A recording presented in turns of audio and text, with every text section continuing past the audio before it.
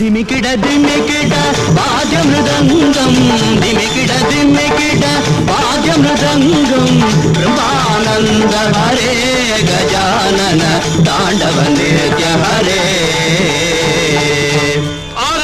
கீர்த்தன ஆரம்பத்துல எஸ்டர்டே எந்த இடத்துல கதையை நிறுத்தினோ அந்த இடத்துல இருந்து இன்னைக்கு கண்டினியூ பண்றேன்.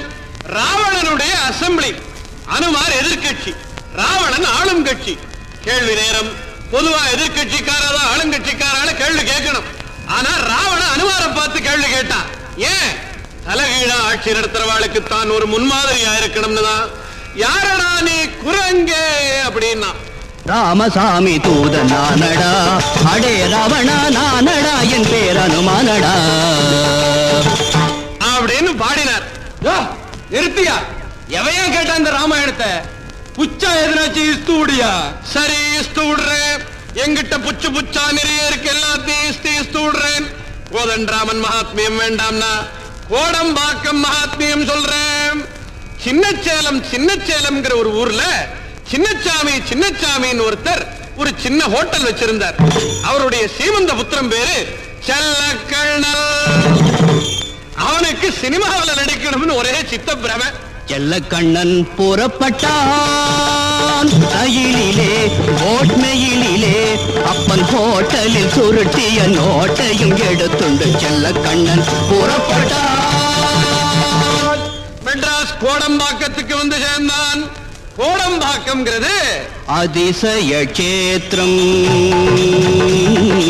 ஆனந்த கேத்திரம், அழகிய கேத்திரம், அபூர்வ கேத்திரம்.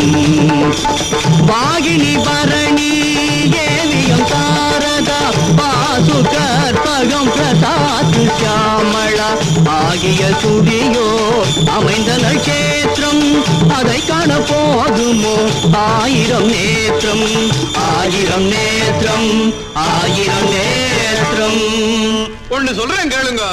இந்த சினிமாவனால லோகம் கெட்டு போறதுன்னு சில பேர் சொல்றாளே, அது ரொம்ப தப்பு. நல்லது கெட்டது எல்லா இடத்துலயும் இருக்கிற மாதிரி சினிமாவிலையும் இருக்கு. சினிமான்னா என்ன சாதாரணமா? சினிமா சினிமா தொண்டொடன் தொண்டொண்டொண்டல், சினிமா சினிமா தொண்டொடன். நீ ஓடாத ஊரே இல்லை, ஒரு வாரம் நிலைப்பதும் இல்லை. சினிமா சினிமா தொண்டொடன் தொண்டொண்டொண்டல், சினிமா சினிமா தொண்டொடன்.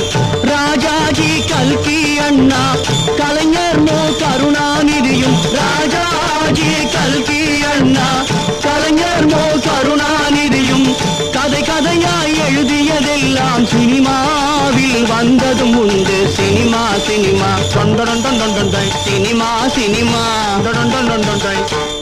இப்படிப்பட்ட சினிமாவில் சேர வந்த செல்லக்கண்ணன் கோடம்பாக்கத்துல ஒருத்தரை பார்த்தான். பார்த்த உடனே அவர் தான் ப்ரொடியூசர்னு தெரிஞ்சுட்டா. அவர் கால்ல முதல்ல விழுந்து சினிமாவில் சேர்த்துற சொல்லி கெஞ்சினான் செல்லக்கண்ணன். அவர் உடனே அவனுக்கு வேண்டாம்னு அட்வைஸ் பண்ணினார். நான் செத்து பழைச்சவண்டா, சினிமா எடுத்து தவிச்சவண்டா. நான் செத்து பழைச்சவண்டா, சினிமா எடுத்து தவிச்சவண்டா. அப்படி என்ன கதையை படம் எடுத்தேன்னு கேட்டான் செல்லக்கண்ணன். இந்தியாவும் மகாத்மா காந்தியும் ஒரு சினிமா எடுத்தேன். அதுல குத்துச்சண்டையும் கேபரே டான்ஸும் இல்லாதனால படம் ஓடலன்னார். பாவம், மகாத்மா காந்தி குத்துச்சண்டை போட முடியுமா? இல்ல கேபரேக்கு தான் போக முடியுமா? முடியாதோ. அதனால இந்த காலத்துக்கு நல்ல ப்ரொடியூசர் யார் தெரியுமோ? நல்ல ப்ரொடியூசர், மிக நல்ல ப்ரொடியூசர். 4 ஸ்டண்ட் கேபரே டூயட் வச்சு எடுப்பவன் எவனோ அவனே நல்ல ப்ரொடியூசர், பணம் உள்ள ப்ரொடியூசர். இப்படி அவர் அட்வைஸ் பண்ணியும் செல்லக்கண்ணனுக்கு சினிமா ஆசை விடல. எப்படியோ ஒரு ஸ்டுடியோவுக்குள்ள வந்தான். ஓநாய் உலக பொண்ணு ஒரு படப்பிடிப்பு நடந்துட்டு. கதாநாயகன் ஓநாயை கட்டி அணைச்சுட்டு இருந்தான். பணம் கொடுக்கிறாள்.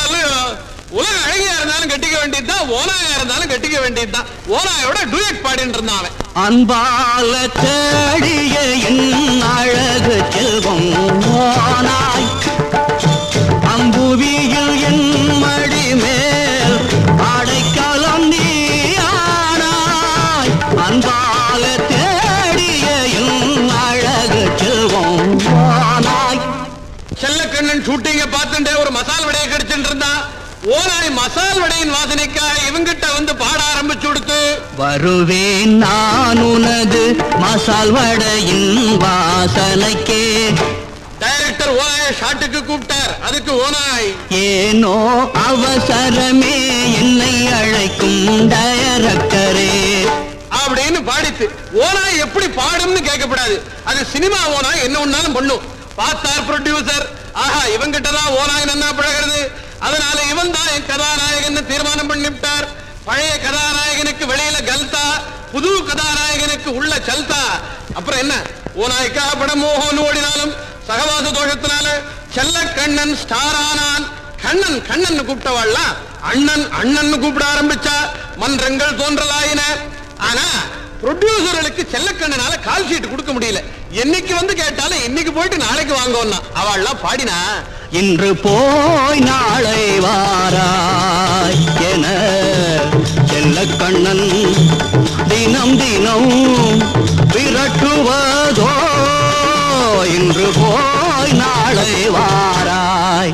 பாவம் செல்லக்கண்ணன், அவன் தான் என்ன பண்ணுவான், அரசியல்ல வேற ஈடுபட ஆரம்பிச்சு விட்டான். தப்பில்ல, அரசியலும் கலையும் ரெண்டு கண்ணு மாதிரி. இதை தெரிஞ்சுண்டவா புரிஞ்சுண்டவா அமோகமா தான் இருக்கா. செல்லக்கண்ணனும் இந்த சீக்கிரட்டை தெரிஞ்சுண்டானா இல்லையாங்கிறது போக போக தெரியும், செல்லக்கண்ணன் நிலைமை புரியும். ஆஹா பக்த கோடிகளே, செல்லக்கண்ணனின் புண்ணிய சரித்திரத்தை சும்மா நின்று கேட்டவர்க்கும் சிலரையை போட்டவர்க்கும் ஜோடியாக வந்தவர்க்கும் கோடி தேடி கொண்டவர்க்கும் புண்ணியம் பெரும் புண்ணியம்.